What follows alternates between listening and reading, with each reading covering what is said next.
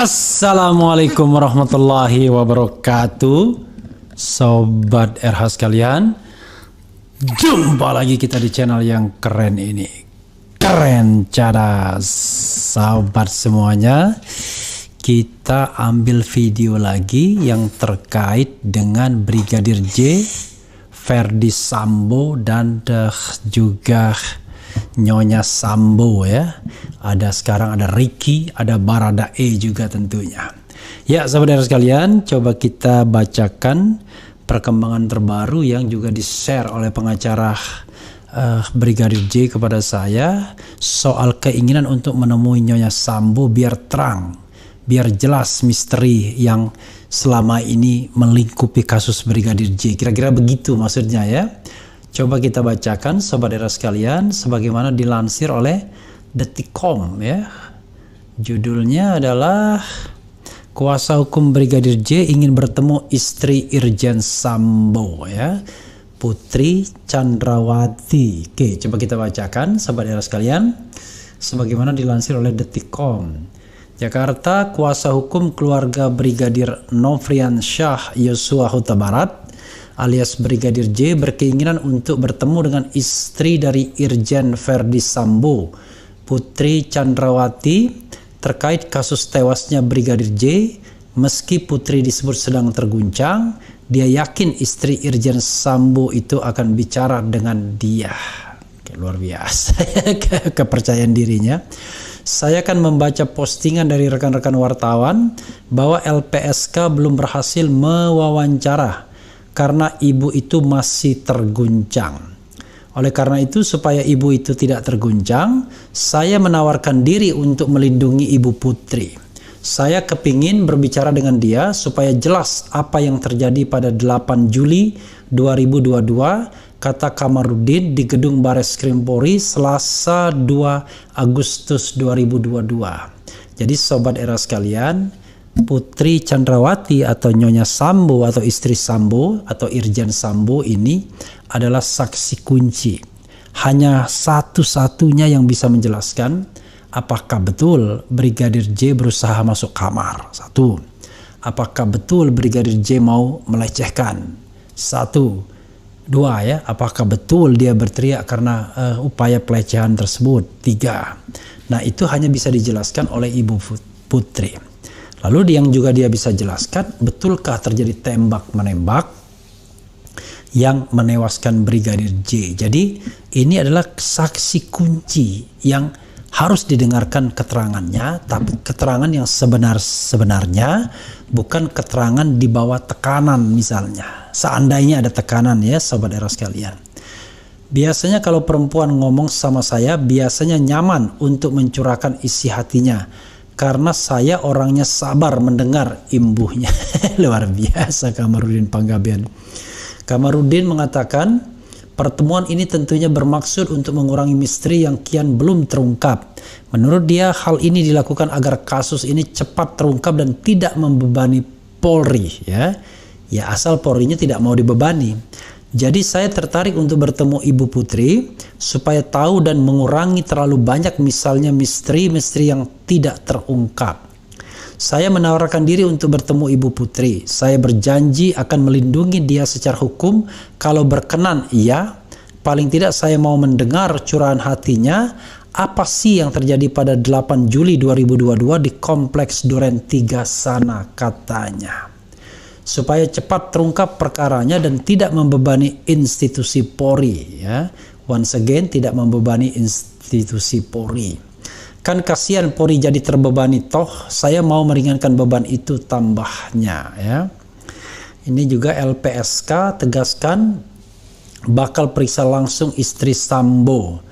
Lembaga Perlindungan Saksi dan Korban LPSK bakal tetap melakukan assessment atau penilaian psikologis kepada istri Irjen Ferdy Sambo secara langsung. Wakil Ketua LPSK Edwin Partogi menegaskan lembaganya bersifat mandiri.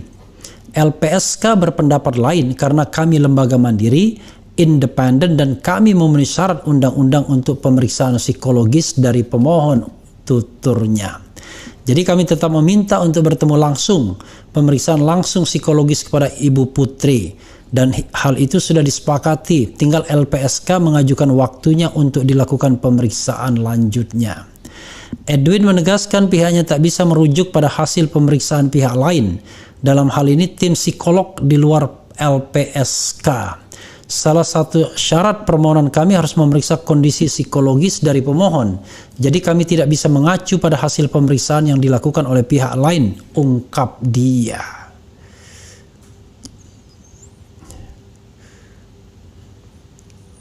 Jadi ini ada pengacara Brigadir J ubah BAP, ada luka tembak dari belakang ya. Oke, ini setelah dia mengetahui hasil otopsi 2 ya. Pertama kan tidak tahu, oke.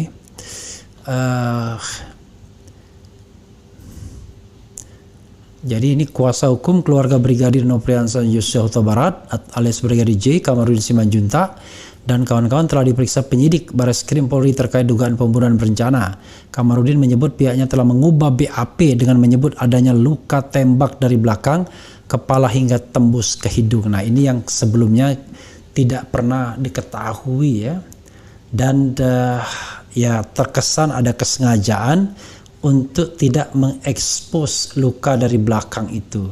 Karena ya barangkali susah menjelaskannya atau dijelaskan kenapa muncul atau timbul luka dari belakang itu ya, saudara sekalian. Nah, saudara semuanya, kembali kepada keinginan bertemu istri Irjen Sambo ya dari pihak pengacara Kamarudin Simanjuntak ini. Kalau bisa ya dan berhasil, saya kira 50% kasus akan selesai ya.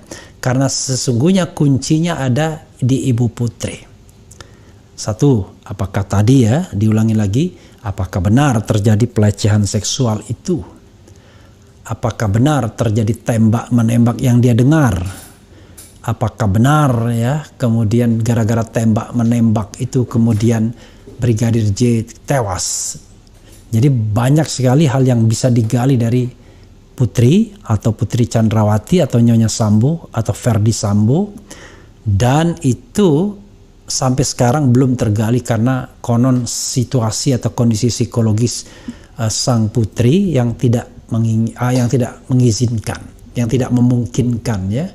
Dan perlu diketahui satu-satunya hal yang hanya dia mengetahuinya selain Brigadir J sendiri adalah apakah betul terjadi pelecehan itu ya. Sobat era sekalian, sekali lagi once again this is an easy case rasanya. Jadi kalau seandainya Komnas HAM mengatakan, mengkritik orang yang mengatakan ini mudah, wah ya memang mudah sesungguhnya. Tapi kan masalahnya adalah institusi kepolisian terkesan ingin membuatnya tidak mudah, entah tujuannya apa, mungkin ingin menutupi sesuatu, melindungi sesuatu, melindungi orang dan lain sebagainya, atau ada agenda tersembunyi hidden agenda, we don't know exactly.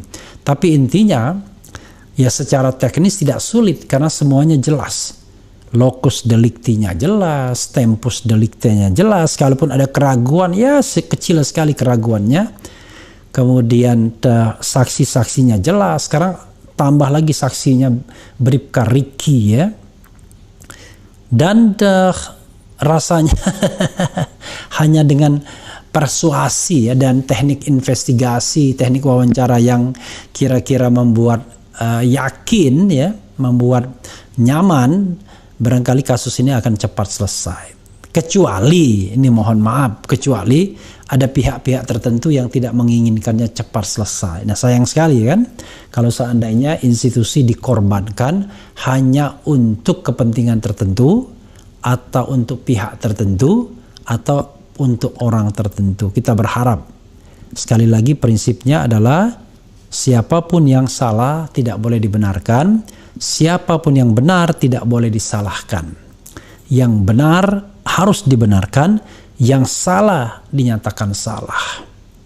Siapapun dia, dari institusi manapun, apapun pangkatnya, apapun kedudukannya. Nah, begitulah penegakan hukum itu kalau kita setia, sobat era sekalian, dengan prinsip equality before the law. Setiap orang bersamaan kedudukannya di depan hukum. Dan jangan salah, seandainya Ibu Putri tidak menyampaikan hal yang sesungguhnya, karena dia bukan dalam kondisi sebagai tersangka yang berhak ingkar, ya, tetapi dia sebagai saksi misalnya, maka kalau kesaksiannya tidak sebenar-sebenarnya, maka dia bisa terancam memberikan kesaksian palsu.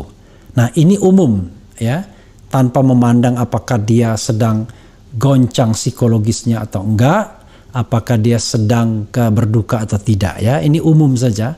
Jadi once dia menyampaikan kesaksian, menyampaikan sesuatu kepada pihak penegak hukum, maka harus yang sesungguh-sesungguhnya. Nah, tapi di sisi lain kita berharap penegak hukumnya tadi independen, profesional, transparan, dan bekerja cepat. Itu saja, Sobat Era sekalian. Mudah-mudahan keinginan bertemu ini terjadi, karena kedua pihak punya kehendak bebas, punya posisi bebas, free will sebagai orang yang cakap di depan hukum, termasuk juga Bu Putri Sambo, ya. Wassalamualaikum warahmatullahi wabarakatuh. Ciao.